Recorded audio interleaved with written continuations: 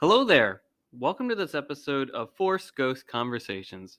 This is your host, Anthony King, and this week, along with special guest Mrs. Force Ghost Conversations, Elise King, we're going to take a deep dive look into the Season 2 episode of The Bad Batch titled Pabu.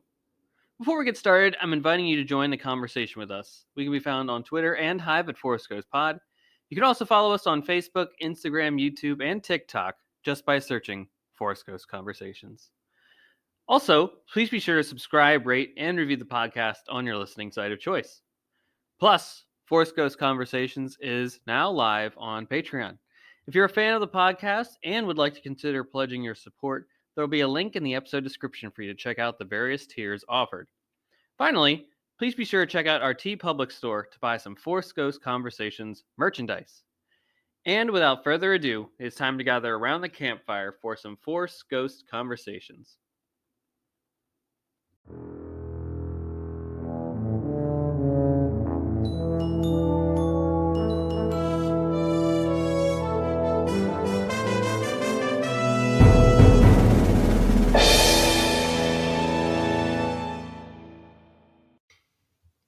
Hey there, folks. Welcome back to another installment of Force Ghost Conversations. I'm so thrilled to bring you this next episode with, of course, Mrs. Force Ghost Conversations to talk about the latest episode of The Bad Batch, Pabu. Now, of course, this is a mid-week podcast release, so of course, if you've been following the show, you know that we don't talk about the latest news in the Star Wars galaxy or the Lucasfilm galaxy in our midweek releases. Those, of course, will be covered in our Sunday release, which is, of course, going to be about the latest episode of The Mandalorian. So be sure to check out that episode and to catch up with all the news when that episode releases later this week. Of course, this is your spoiler warning for our upcoming, or for our segment on the other side of this short break here. So if you haven't seen the episode Pabu by The Bad Batch Season 2, what are you doing? Go pause this episode now and go check out that episode on Disney Plus, and then come right back to this moment in time. Everything afterwards of this segment is a spoiler warning, so you have been warned because there is a lot of spoiler talk in our conversation. So without further ado, on the other side of this very short break here, we'll be back with our conversation on Season 2 of The Bad Batch, the episode Pabu.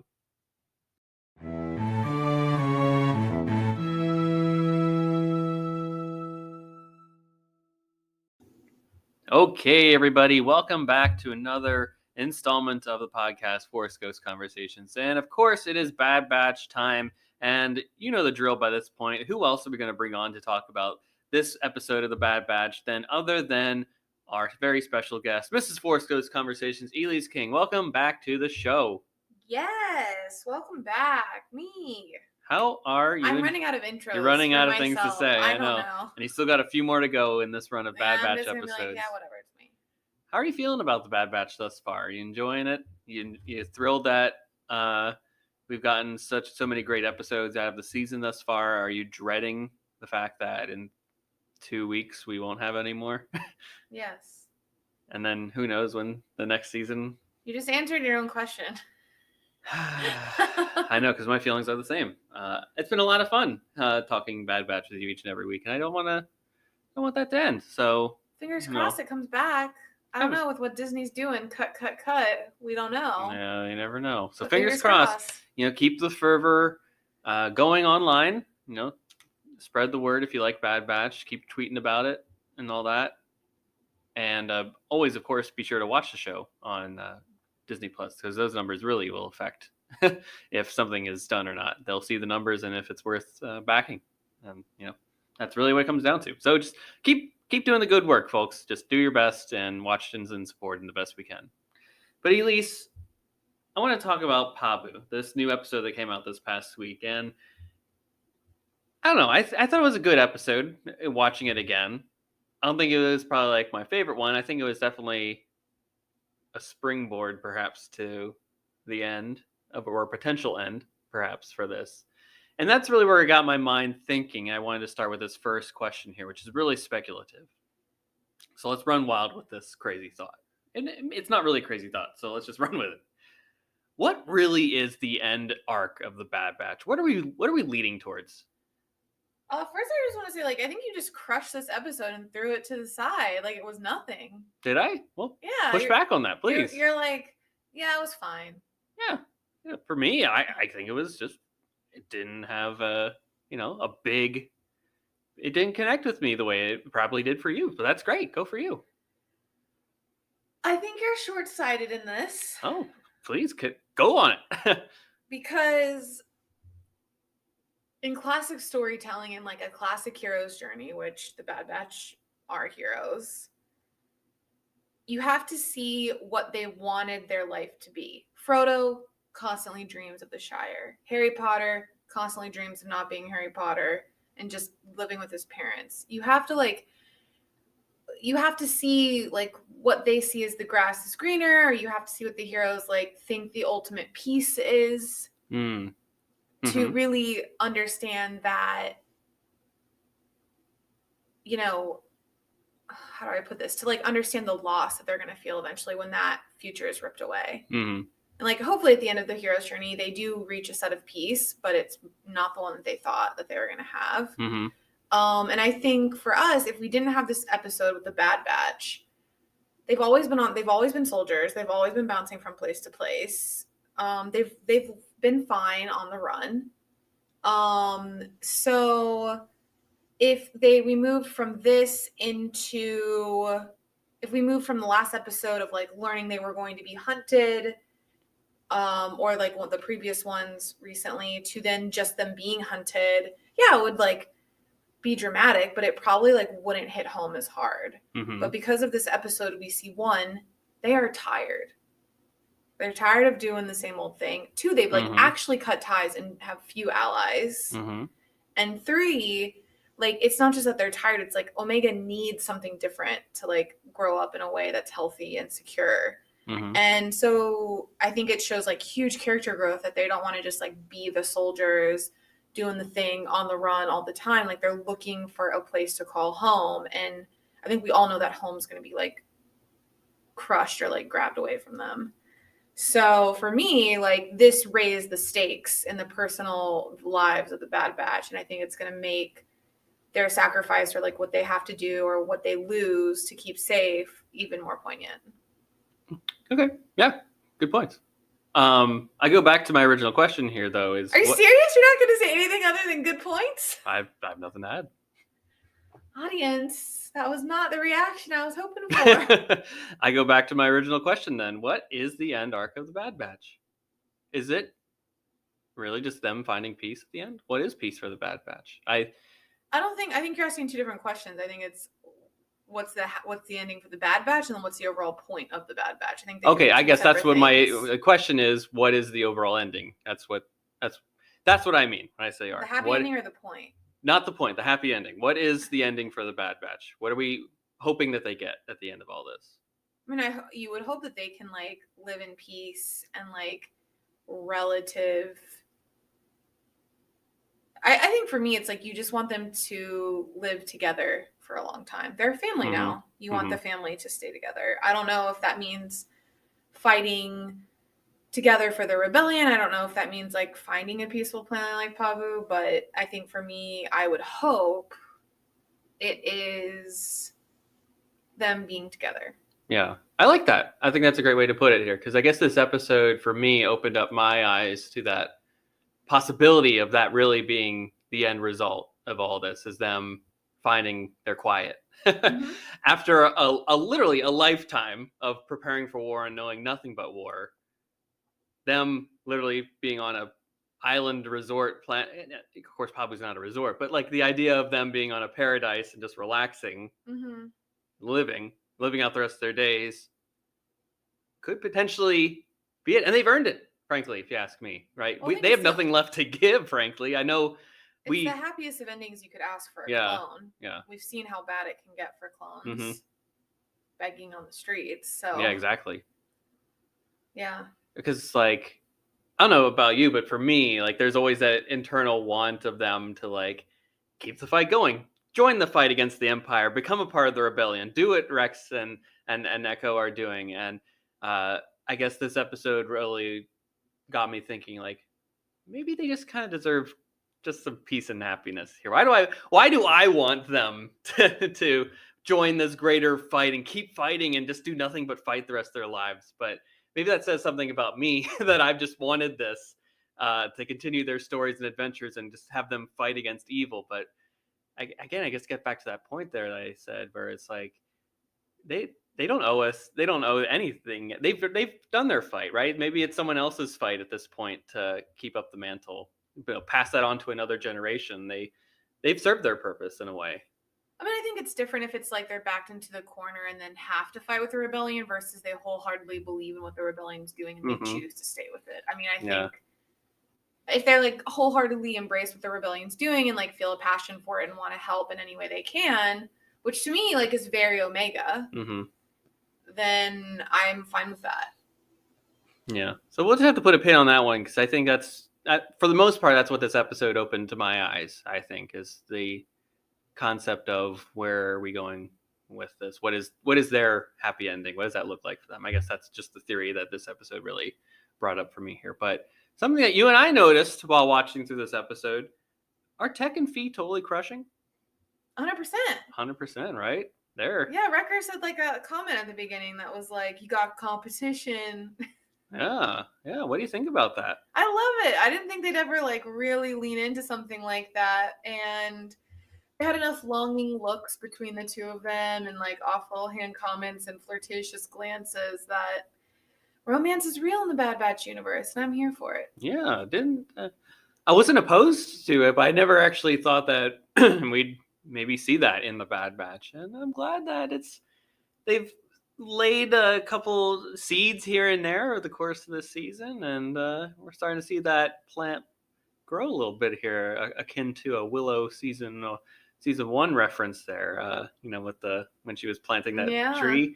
Yeah, we've seen little sprouts there on this. We'll have to keep watching that. I think it shows like their growth too. I think Tech would have been really blinded and like short-sighted season 1, but he's experienced some emotional growth through dealing with Omega and like different life experiences. And look at him. Someone's calling him Brown Eyes. Absolutely. I would kudos to the creative crew too to feel confident to put this story together because they didn't have to do it, but they felt confident in tackling this. It's kind of silly that we wouldn't expect it, considering that there have been some very like poignant romances throughout Star Wars history across storytelling. It's actually like a very Star Wars thing to do to have romance. Yeah. It's all in the adventure, right? With passion comes equally romantic passion.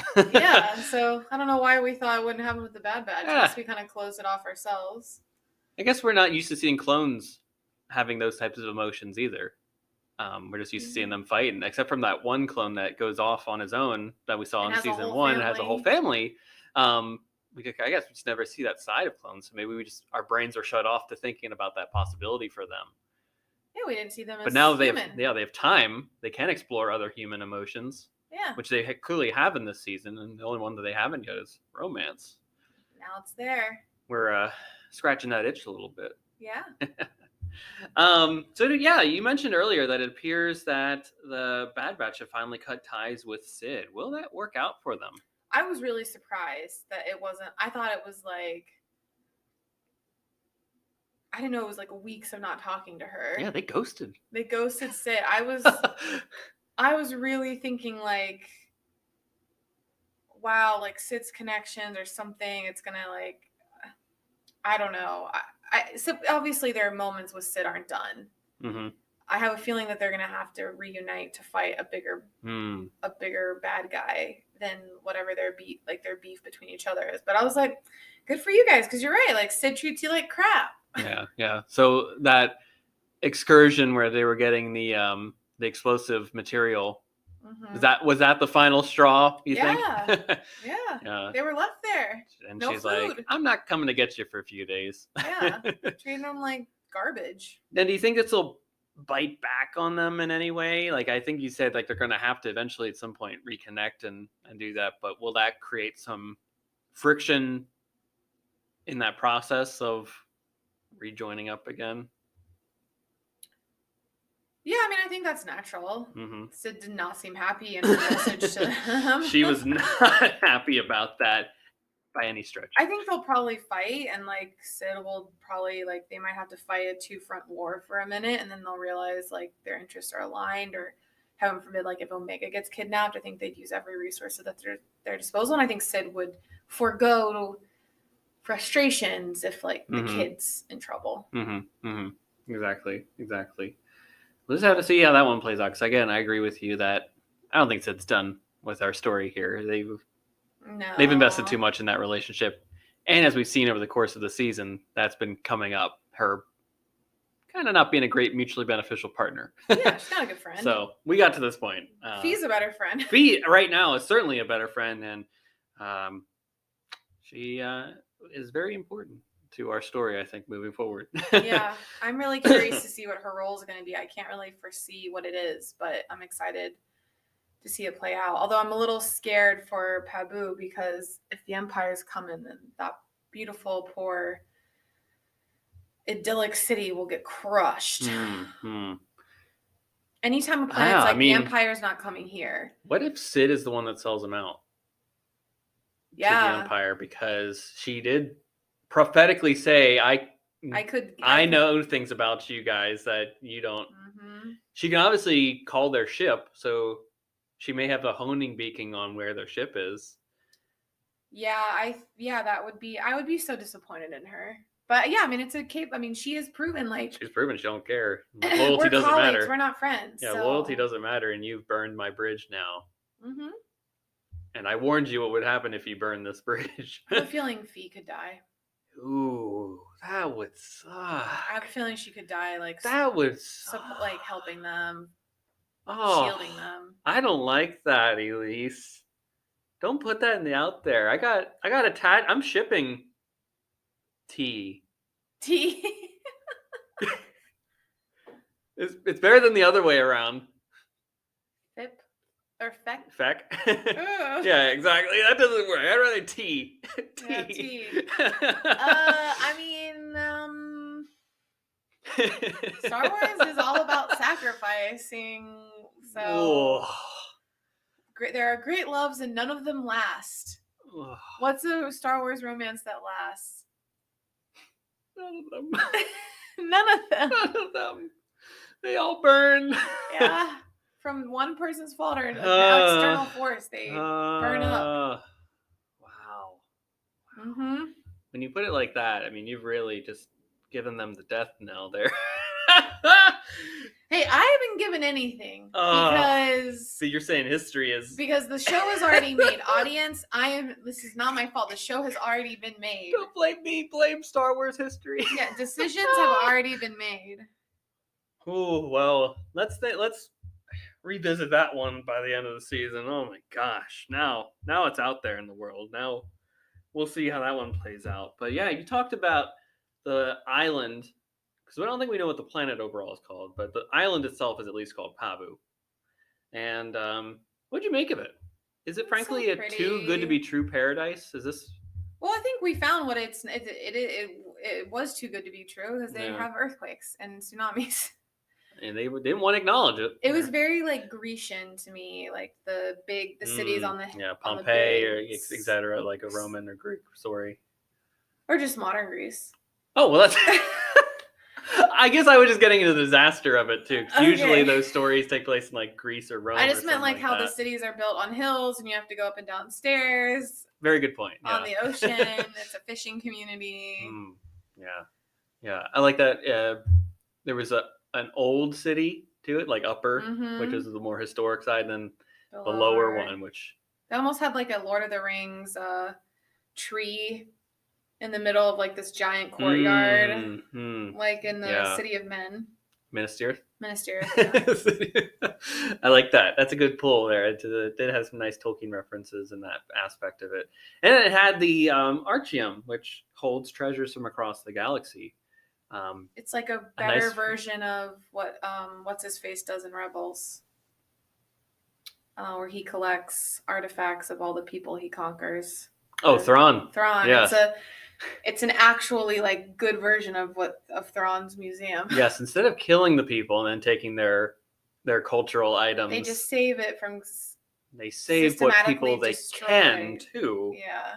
and give them a place to live Yeah. and house their cultural lands. That's a good point. Yeah, that is the antithesis to Thrawn. Yeah. I didn't think about that. It's a good pull, Elise. But yeah, it clearly is too good to be true. And this is really where I get to the end of my questions here for this episode, which is the episode was part emotional drama, which we've talked extensively about. Mhm. But then the other part is disaster movie. Yeah, for real. Yeah, did that aspect work for you? Did you kind of expect perhaps something to go wrong here again? We did say it was a little too good to be true. Yeah, there's always got to be some like thing of adventure, and I didn't think it was Mhm. going to be an episode dedicated to romance Yes. only. I think it makes sense that like a disaster would also encourage the Bad Batch to stay and like help quote unquote like build and repair and stuff. So I think that makes sense. Yeah, but it was an exciting like I thought the animation was great with the big tsunami wave and the ladders coming free. Like it did have me on the edge of my seat. Wrecker didn't get swept away, thank goodness. Yeah, no giant fish came out of the sea and tried to eat him. Yeah, I also thought it was really touching when the mayor of Pabu called Hunter a father. Yes. Shep Hazard. Yeah, Hazard. Yes. Hazard was Lots right of there in front of us. I thought that was really cute. It was also just like a gorgeous city animation, like giving me Rapunzel vibes as well with the lanterns in the sky. I don't know. It was just really fun to watch. I enjoyed it, and I know everyone was probably like, I need action. Like we have had such a build up, but I think we had enough action the last two episodes. We know where we're going in the last two of the season. This was about setting the stakes, and the stakes are their family. Right. Do you think they would have stayed if there wasn't Yes. this disaster? Yeah, you think they do? Yeah, I think so, because Wrecker gets his food. He's fed. Omega gets her friend. She's got companionship. Tech makes an emotional connection that he never thought was possible and wants to explore it. He found love. And I think Hunter, like, as a good parent would, like, it desperately wants stability for Omega, and, like, that's a worry off his shoulders. I think they would have stayed. Yeah. Especially with that cut from Sid. I mean, what do they really have out there? It's true. They would just be going from place to place, and I think it's also easier to say they would stay now that Echo's gone. I don't think Echo would have been happy there. Yeah, because what would he have gained from being his there? heart is in the fight, so his heart's in the fight, and he's still part robot. Like for the most part, he's like so mechanical. Like what would he have earned from being I don't know. there? I think if anywhere, like if his heart was truly at peace, a city of refugees is where Echo would fit. Perhaps.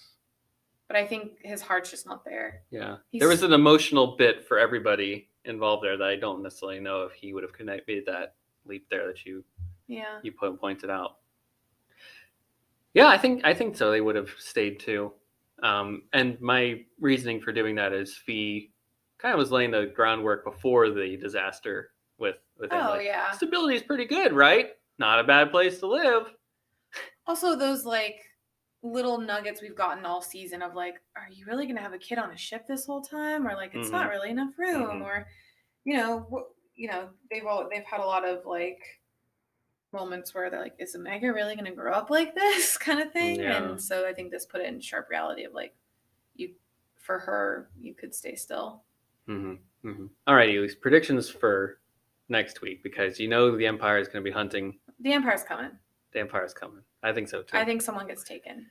And now, I think this ends on a cliffhanger of them, because last time I think that's right. They came all together, and then Crosshair decided to leave. Yeah. I think this ends in a cliffhanger with the Bad Batch broken up. The wild card is Crosshair. I don't know what his journey is with him being on a table in a scientist lab. Where does he fit into all this? Yeah.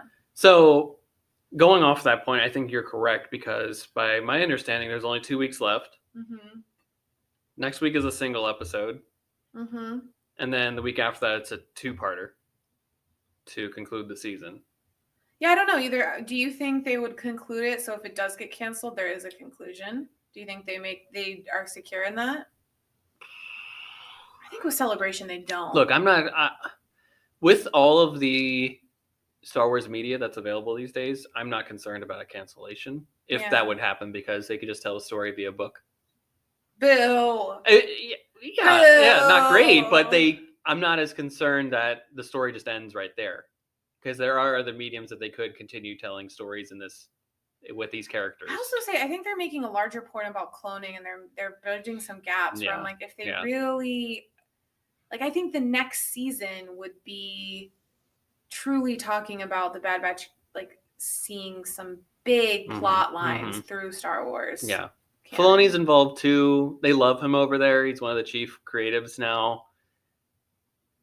I think they want to make him happy as much as possible because, you know, other Star Wars projects aren't necessarily moving forward at the rate that his are. Yeah. The animators are probably already working on a season 3 at this point, if it's not already done, to be honest. So I think I'm not as concerned. We would have learned ahead of time if there was a cancellation. They wouldn't have the panel at Celebration. Yeah. I think it ends in a cliffhanger. I think our hearts are going to be wrenched. Which will be horrible and awesome at the same time, because it's going to take a year. Because, you know, we'll have to wait, but man, juicy. Well, it's going to be exciting. Absolutely. Yeah. We're on the train to the end of season 2. Yeah. I just want to say, if the Star Cruiser can ever if they can ever build a second planet, I would be fine if the Star Cruiser took us to Pabu. I think it's a nice antithesis to Galaxy's Edge. Absolutely. I think that'd be fun. A forgotten outpost. I think that'd be really fun. I would love to go to a Star Wars Nirvana idyllic-esque location that's beautiful and luxurious and fun. Yeah, I think fun monkeys. I think that would be great. Like, that's a great idea that you bring up, because there's the concept of, because there are multiple Disney parks around the globe, that they could have different quote unquote Galaxy's Edges in all the different parks to make it that people go to those areas, right? So, for example, no, put it in Florida so I can get to it easily. Well, yes, but I'm just saying, if you're thinking from the company perspective, if you want people to travel to all these different parks, you'd have different things there. And with the Star Wars IP, for example, if they built a Pabu as a place to travel to, put it in Disneyland Paris or Hong Kong, right? I'm just saying, like, I kind of could be an avenue they could do moving forward in order to make some exclusivity for.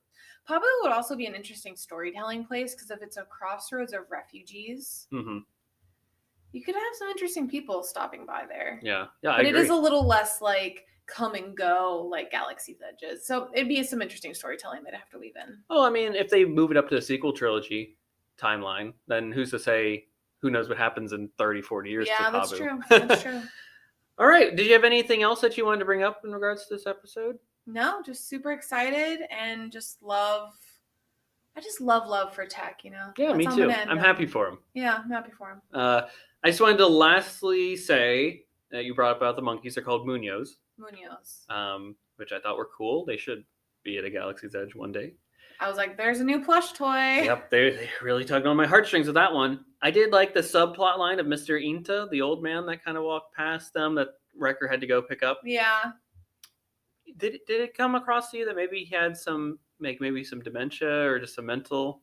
He was older. He seemed like he was out of he felt like he couldn't remember or didn't notice things or something like that. I also got the vibe of like, the crazy old man in the neighborhood that everyone loves. I mean, he just kind of I liked him a lot. He warmed my heart a little bit. Yeah, he was cute. Very kind. The mayor too was very kind to him. I liked all the people in this town, which again probably led it to being like, all right, it's too good to be true, guys. The Empire or something's gonna happen here.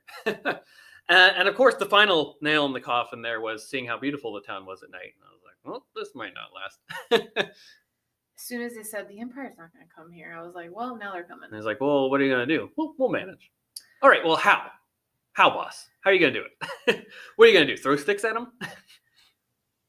Give me some concrete answers here. You just can't say, oh, we'll deal with it when the time comes. No. Well, they also hadn't practiced their emergency drills in decades, so what else can we expect? The ladders were rusting. Right, yep. The materials to pull them off. They had not done their drills in a while. So, but everyone lived. Everyone lived. Yeah. I hope that trend continues, but we'll see. Probably not for fee. Again with this fee.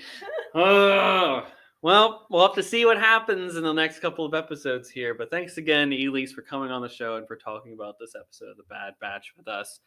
We will certainly have you back on next week as we continue our journey through the end of season 2 of The Bad Batch. And for those of you at home, thanks to you as well for listening. We'd love to connect with you on our social media channels. What did you think of this episode? We'd love to connect with you about all of that. Tell us your thoughts about it. What do you think is going to happen? Do you think Fee is going to die too? Do you think the Empire is coming? Is Pabu too good to be true? I don't know, but let's talk about it. Let's have a good time discussing all the cool things that are happening in the Star Wars galaxy these days. And of course, Celebration is just around the corner. So, whew, I'm excited for that. I hope you are all too. And of course, we got some fun announcements coming along the way in regards to Celebration for those of you at home. So just be on the lookout for all that. Be sure to check out our social media handles: Twitter, Instagram, Facebook, YouTube, TikTok, Hive. We're available in all those places. Just search for Force Ghost Conversations, and you'll find us in some capacity. Also, if you're a big fan of the podcast and would like to consider pledging some support here and there, we do have a Patreon site available now. So just go to patreon.com/ForceGhostConversations, and you'll be able to find our various tiers that we have offered. And for as little as $1 a month, you can get a lot of goodies from Force Ghost Conversations to continue helping support the pod, but also getting some fun stuff on the side for yourself. And lastly, if you're loving the show again, please be sure to check out our TeePublic store and to see if you want to buy any Forest Ghost Conversations related merchandise. We've got so many cool things available over there, including our Star Wars inspired logo, Willow, Indiana Jones. Check it all out, and be sure to get whatever you would like from that site. They do run sales pretty frequently, so you can rest assured that you'll be getting a good deal. And of course, some of the proceeds go to supporting the show as well. So be sure to check that out, and we thank you again for your support.